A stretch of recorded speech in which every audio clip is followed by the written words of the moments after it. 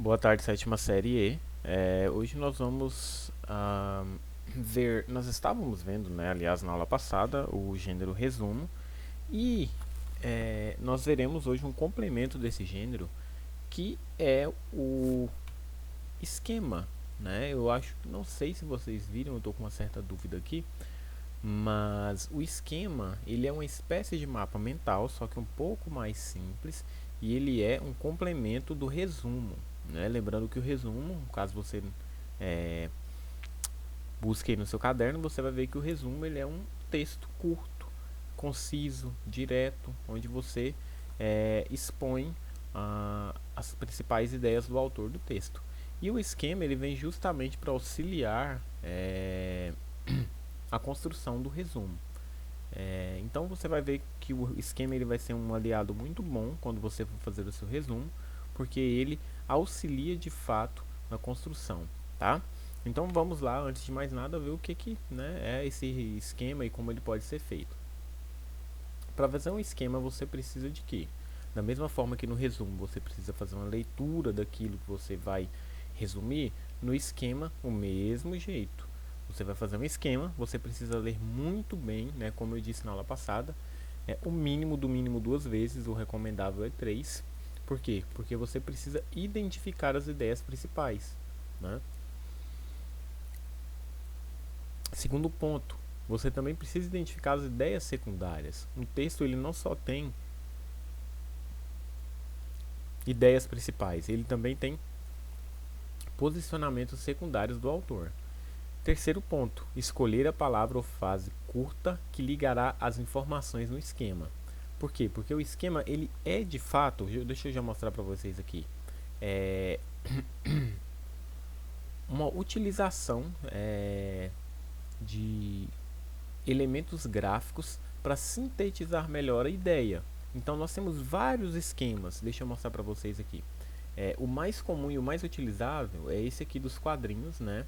Com os cursores, né? Você tem vários tipos de cursores aqui, tem colchete, setinhas, né? Só tracinhos, mas esse aqui é o esquema mais comum. Aqui nós temos alguns outros que podem ser, né, servir de exemplo aí quando você for fazer o seu, né? Utilizando colchete, utilizando como eu disse, as setinhas, utilizando tracinhos, né? Um mais criativo do que o outro.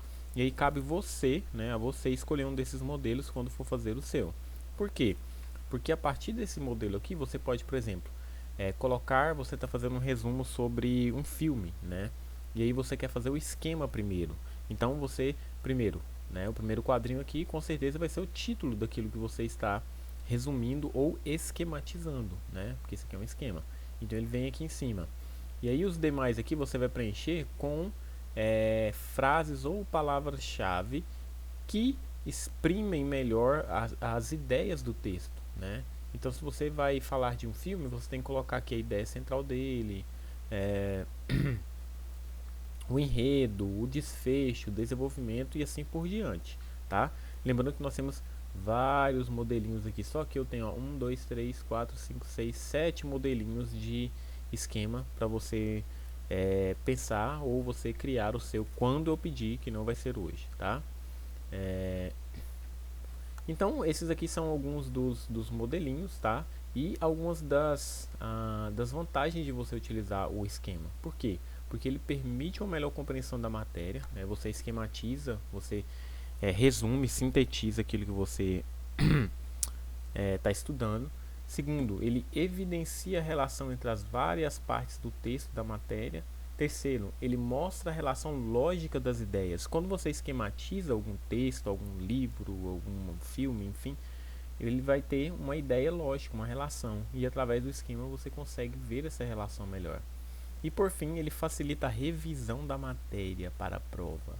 Então, no futuro breve, quando você for estudar para a prova, além de resumir, lembra que na aula passada eu falei que o resumo é muito importante, né, para quem gosta de estudar.